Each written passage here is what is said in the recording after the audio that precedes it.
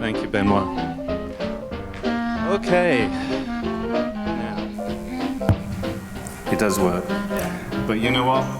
I much prefer to walk around, because if I stand still, my brain stops.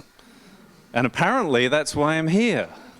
So, good morning, ladies and gentlemen. My sincere apologies, but while you might find my French amusing, it would not necessarily improve communication. So, and as you know, brands are all about communication. Or maybe not. Maybe there's a little more than just communication. This is something that we're going to explore in the presentation this morning. So the title is Brand Premium: How Smart Brands Make More Money. And this is really important because I think around the world, brands have been challenged to command a price premium, particularly through tough economic times. And one of the things that we need to do is make sure that we can, in some cases, regain a premium that's been lost through recessionary times. In other cases, continue to command a premium. And there are some very lucky brands that have premium perceptions amongst their customers, but actually they choose to leverage those into volume sales. They keep their prices low, they are perceived to be incredibly worthwhile, and they keep volumes high. So we're going to explore a little bit this dimension of brand premium, what it means, where it comes from, what the result of the financial outcomes are, and then we'll consider some case studies in terms of how brands can command a price premium or regain it. Okay? And I hope that this audience is not going to be quiet, because we may need a little interaction, if that's okay. So, you know, we've been through some tough times. Hopefully things are improving, maybe. But one of the things that recession has done is focus a lot of consumers on getting the best price possible from their brands. And I think it's a real challenge for the marketer and for the company that owns a brand, because giving in to that desire for lower prices is not necessarily a recipe for success. If you look at all of the work done by companies like McKinsey and so on, if you read this book, The 1% Windfall, they focus on the fact that if you can hold or improve your pricing and keep demand the same, you're going to make a lot more money than if you simply lower prices and increase volume. And to give you one measure of the importance of keeping prices, if I said to you, I'm going to drop the price of my product or service by 5%, for the typical Fortune 1500 company, how much extra volume would I need to sell in order to make up the profit that I've just lost by lowering my price? Anybody want to guess? Come on, smart people on the front row. Anybody? 10%. 20%. Very aggressive there, but closer than 10%. The calculated number was 18%. There are very few brands that are that price elastic, that discounting, lowering prices is actually going to improve their profit. And of course, as you all know, if you keep lowering prices consistently, if you keep discounting, you will undermine the value of your brand in the long term. It becomes more difficult to invest in innovation and more difficult to invest in advertising, which are the lifeblood of strong brands. So much as a consumer likes to get a good deal, sometimes we have to remember they also like to get the right brand.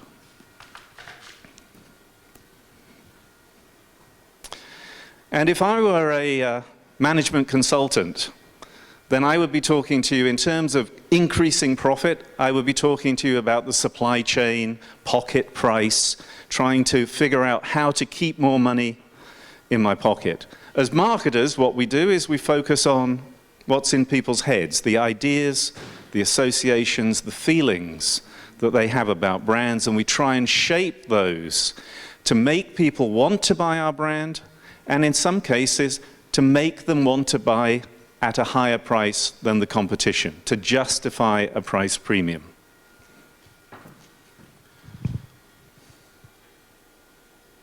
Now, I published a book last October called Brand Premium.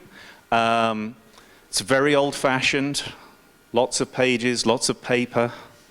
So here is the Twitter version. Meaningfully different brands, properly amplified, create sustainable financial value growth. Because very often we see marketing produce short-term increase in sales, and then it dies away again.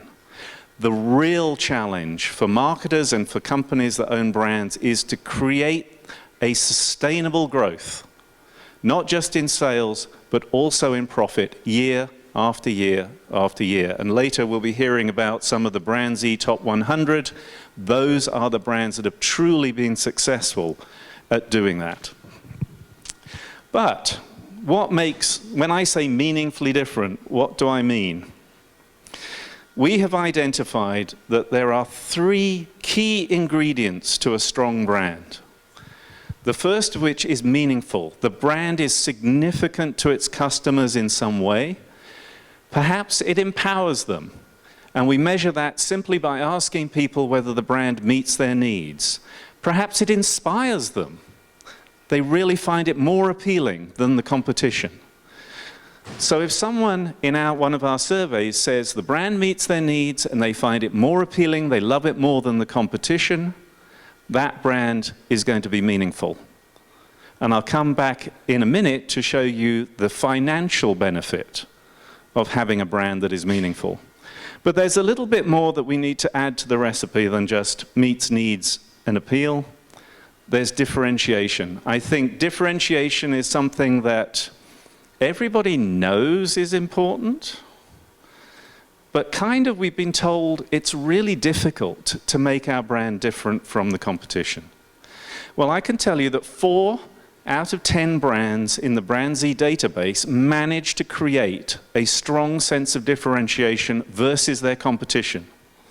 So it's not impossible. It's not like it's only 1 in 10 brands. It's actually 4 out of 10 can do it. So one of the things we need to look at is, how does my brand create that differentiation? And in terms of measuring differentiation, a brand could simply be different. So for instance, Burberry might stand out as different to some of the French luxury brands. It's got a distinctive design. People know it comes from the UK. It's got a different way of presenting itself. It uses social media very strongly.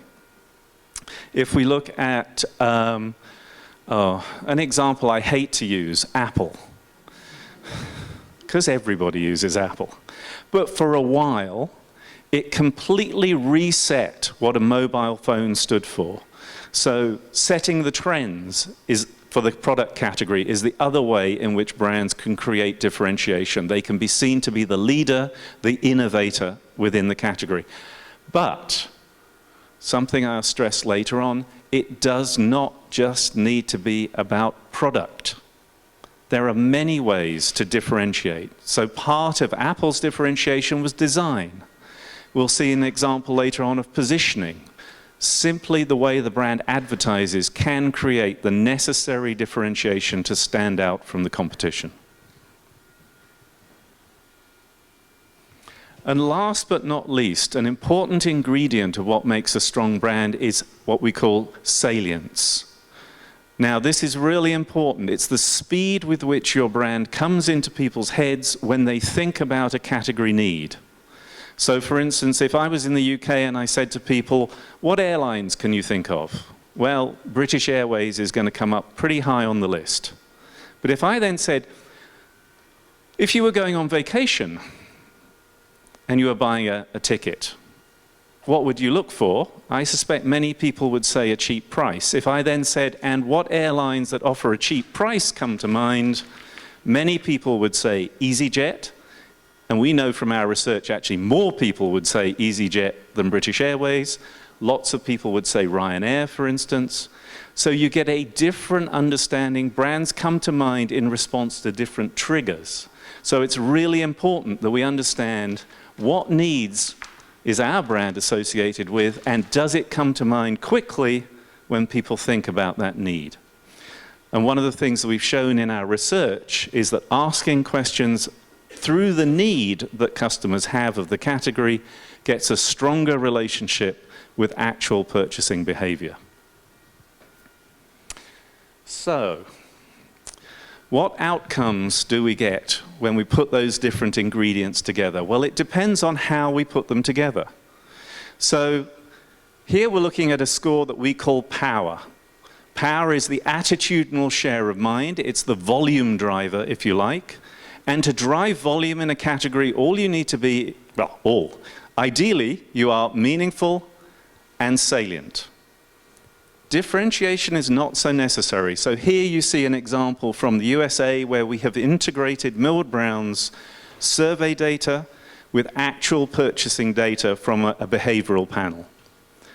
And what we see is, if you're in the top 20% of power scores, those are mostly driven by being meaningful and being salient, those people will buy 5 times as much as people who have lower power scores or low power scores. So if you're meaningful and salient in the category, you're likely to drive volume. But what about pricing? If we look at pricing, it's a slightly different pattern. So here we see, if you want to command a price premium, you need to be meaningful and different. And why do we need to be different? Because A, people need to find a difference between alternatives in order to make a choice. All of our research shows that in order to justify paying a price premium for a brand, people have to be able to see a difference or believe there's a difference. And last but not least, there's a third factor, which is if people can easily justify to themselves or other people why they chose a brand, they will actually be more satisfied with it in the long term. So they will either keep coming back to it to buy it again simply because it becomes the obvious choice. But if they're sort of like, well, I'm not quite sure why I chose this, they'll be less comfortable with the choice. So one of the key things for marketers to do is make it obvious for people why they chose that brand, to give them an easy excuse. If you think about cars, you know, truthfully, I bought my car because it's pretty fast, and you know, I enjoy driving fast. But I can easily rationalize that actually I bought it because it has 4-wheel drive, and I live in Vermont in the USA, and it snows a lot, and I need 4-wheel drive. It's a very easy way to explain to people why I bought that vehicle, rather than saying, well, I've got this silly need for speed, and so I was satisfying this emotional desire. It's much easier to give a rational explanation. So sometimes rational messaging is important just so we can explain why we do things to other people or to ourselves. Notice that if you have a high premium score in this particular study, we only see a 13% difference between the top scores and the bottom scores. One of the reasons for that is there is not a brand on the planet, certainly in packaged goods that I know, that actively manages who gets promotions, price promotions. If you're a loyal customer and you would buy the brand anyway, you walk into the store and it's on discount, bonus.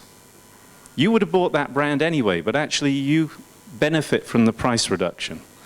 So one of the things we need to look at in our research is not just how strong is the brand, can it command a price premium, but what percentage of shoppers, of customers, actually value the brand more than getting a cheap price.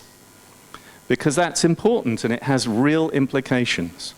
This is data from France, from brand Z, and what you see here is French consumers tend to be more price sensitive than the average for Europe.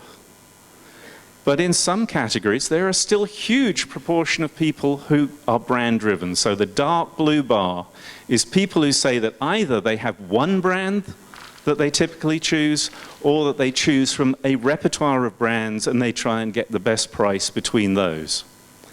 Price-driven people, on the other hand, say, no, I just want a cheap price. And very importantly, some of those people may do so because they don't believe the brands are different. Other people may simply be constrained by budget.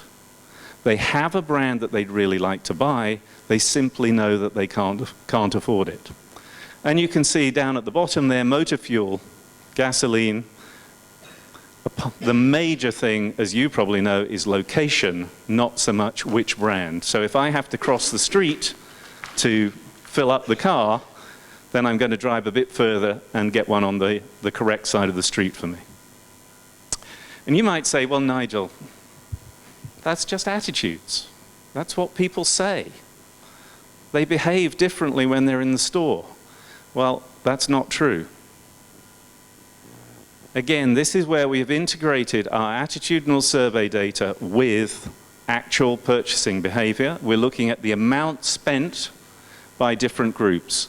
And what we've done is we've taken the dark blue bar is, again, the people who say that they would choose based on price first.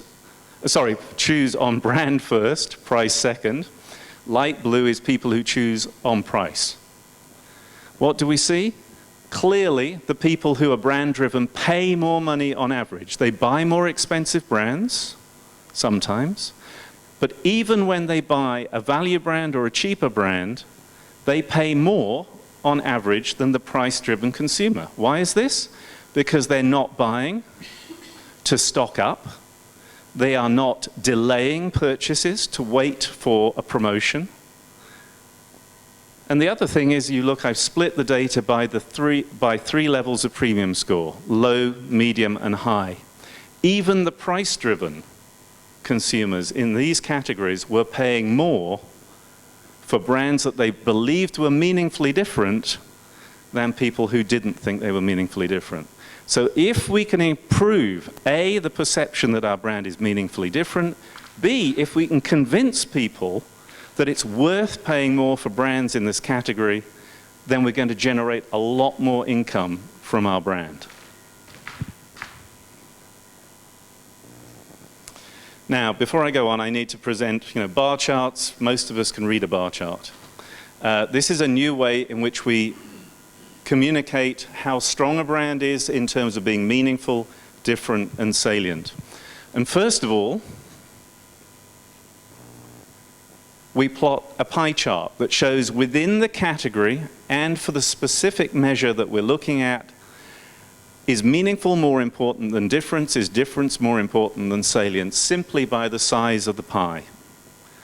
Then we take the data for the specific brand and we overlay it on that pie. So in this case, the brand is meaningful, it's salient, it's not that different. Then we plot the average for the category. And in the center, we put a power score, how strong that brand is in people's heads, and that usually translates through to volume sales very accurately.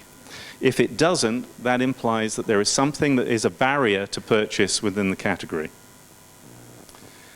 So here's an obvious example from France, is to look at Nespresso over time, 2009 compared to 2012.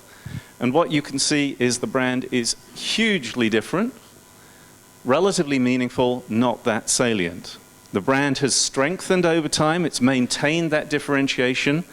You'll see the premium score. It's 1.35 suggests it's 35% higher than the average for the category.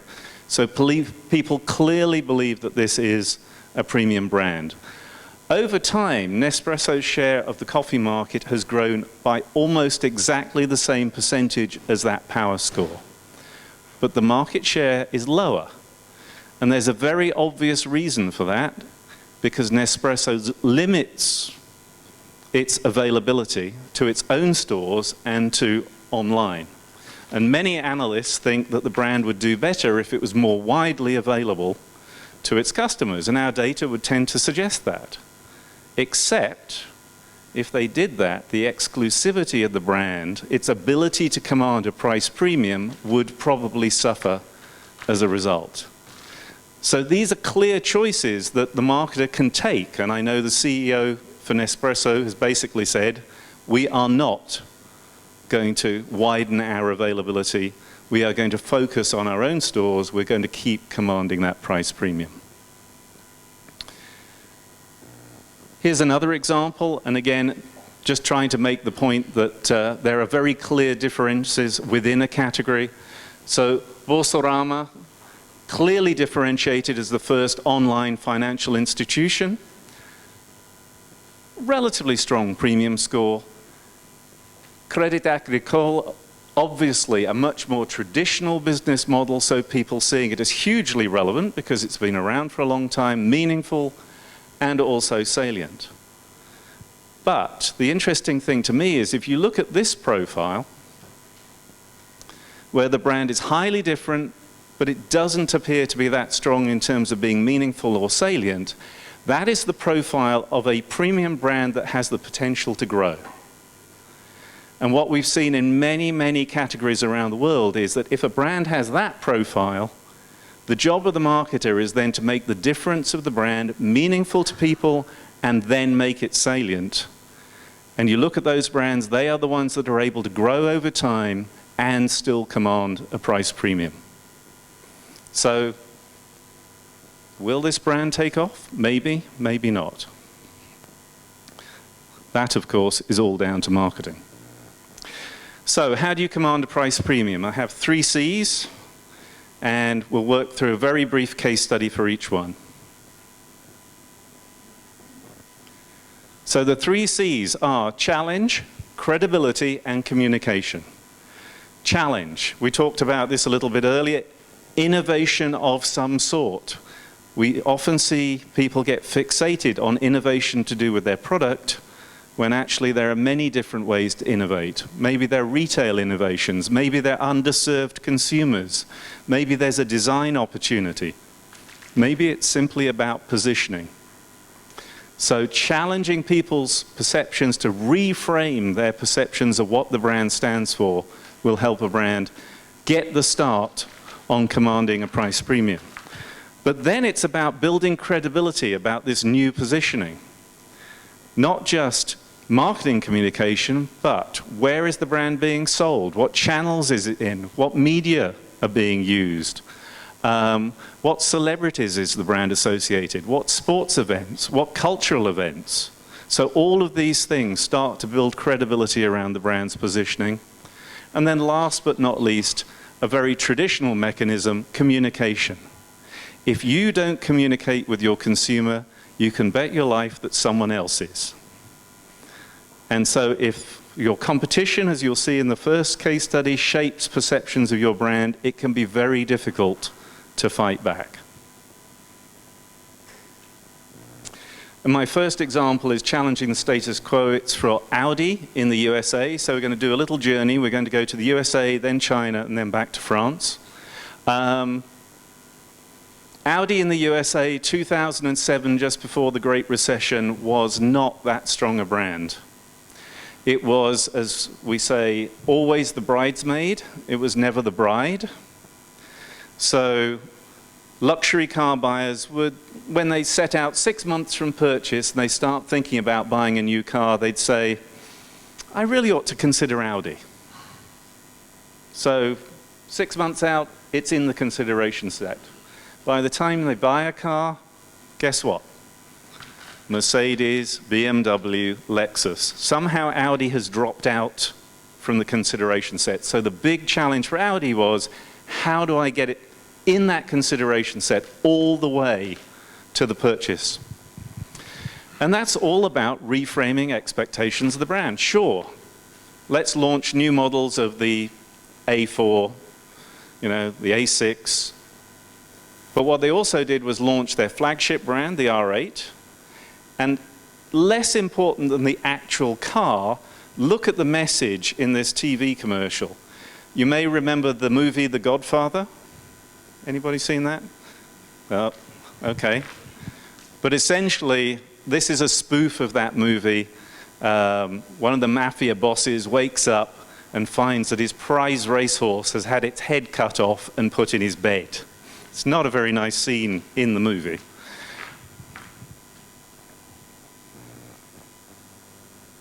Let's hope this works.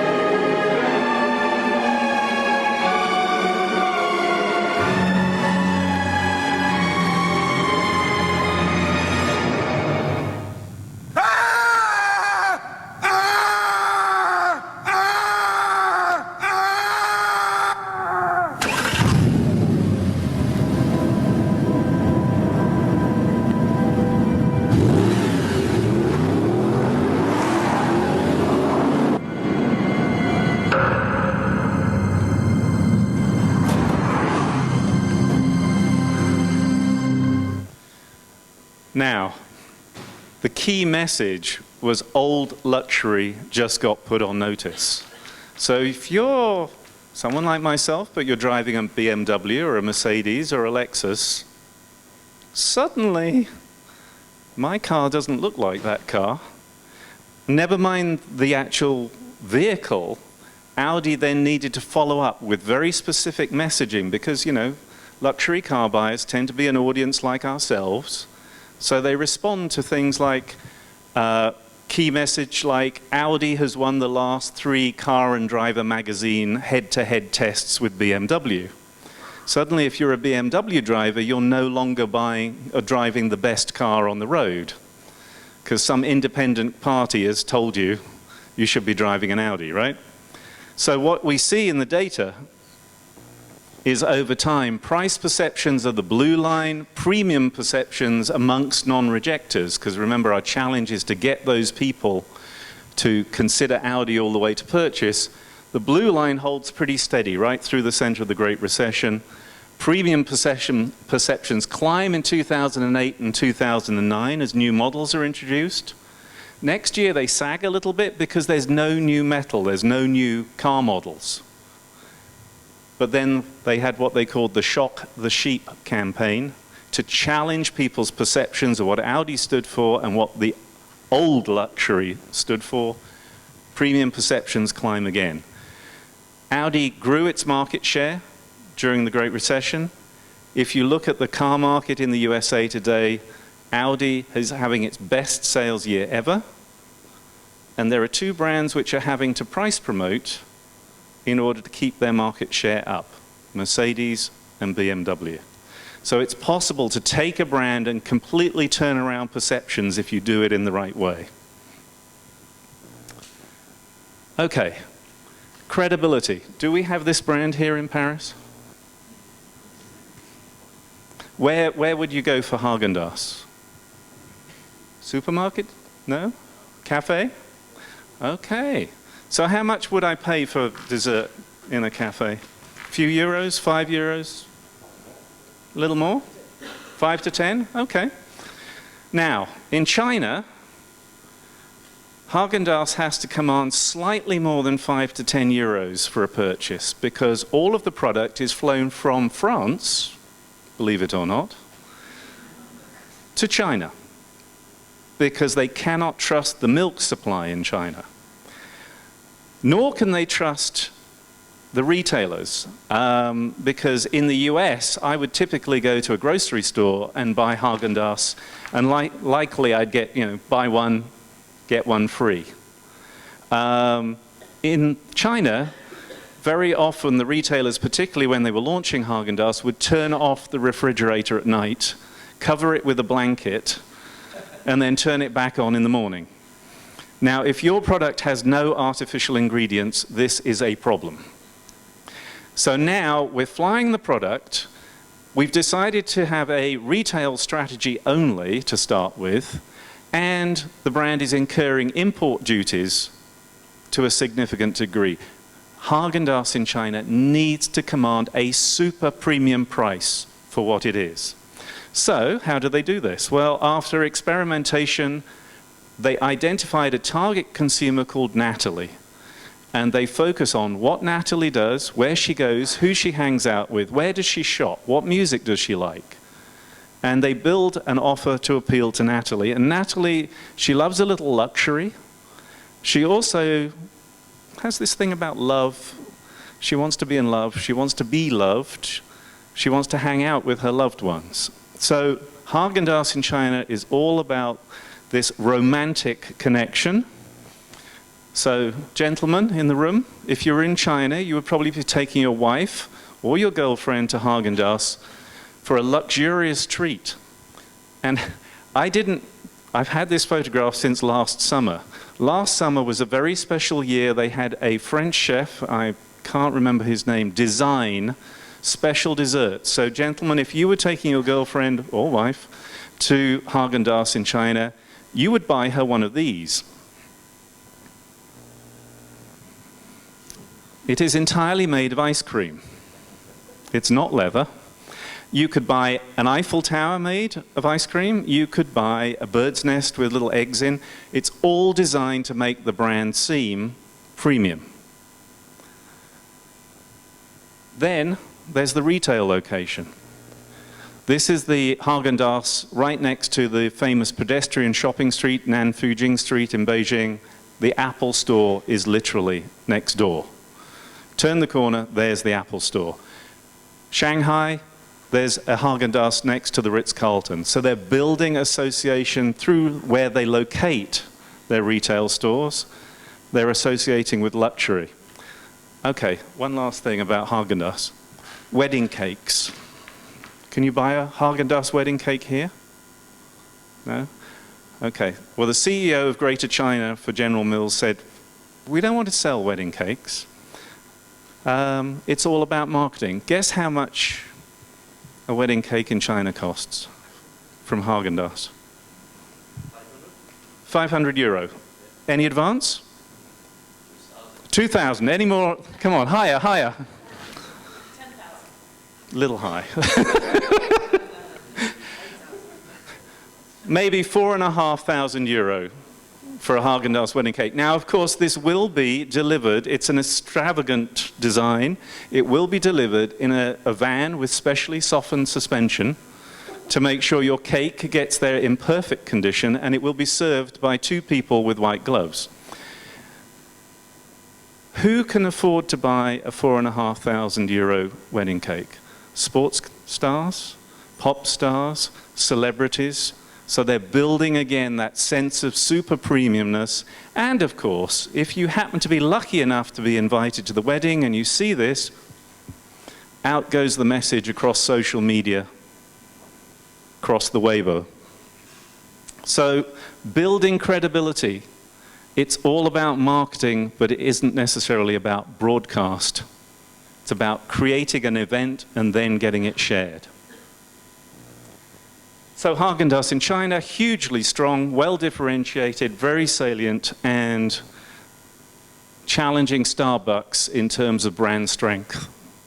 That's not bad for an ice cream brand that actually in its home country of the USA is usually sold in the freezer case and for a few dollars.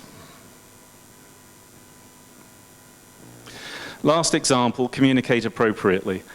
I think in many categories we underestimate the power of communication to create some sense of differentiation, particularly in categories where on a debranded basis people have trouble telling the difference, like beer, which we saw is hugely loyal category. People have their beer of choice, but actually if I served it to different people, you know, the 2 beers and said which one is your brand, unless the name was on the glass, they wouldn't be able to tell. But let's, I'm afraid it's another automotive example. Let's look at Citroën. Because here in France, I'm very intrigued by some of the advertising I see, and one of the key things that I see is it's very distinctive. It stands out from the crowd in terms of automotive advertising. And as you can see, over time, the brand has increased. Meaningful has gone up significantly. Salience has gone up. Differentiation is about average, but then, you know, I suspect in the brand's e-data it's being compared against luxury brands as well, so it's doing pretty well on that metric. But here's one example that I thought was interesting.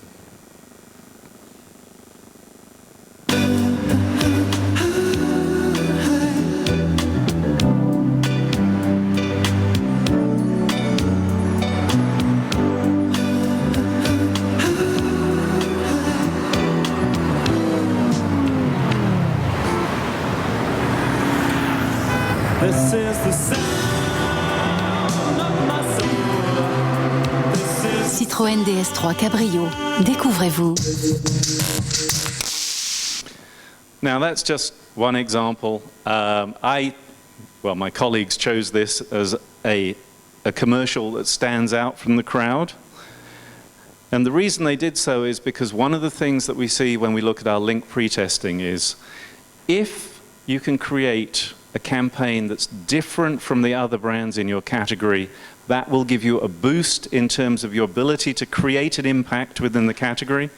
But if that also fits with what the brand stands for, it will give it a further boost. So it's being meaningfully different again.